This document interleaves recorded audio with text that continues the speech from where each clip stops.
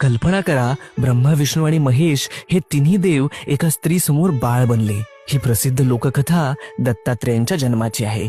अत्री ऋषी आणि त्यांची पत्नी अनुसया दोघेही महान तपस्वी. अनुसयेचे पतिव्रत्य इतके प्रचंड की त्रिलोकात त्याची चर्चा. एकदा नारद मुनींनी त्रिलोकी फिरत असताना देवलोकांमध्ये अनुसयेच्या पतिव्रत्याची खूप स्तुती केली. ती स्तुती ऐकून देवी सरस्वती, लक्ष्मी आणि पार्वती यांना मत्सर वाटू लागला. आमच्यापेक्षा कोणी श्रेष्ठ? त्यांनी आपल्या पतींना भाग पाडलं की जाऊन अनुसयेची परीक्षा घ्या.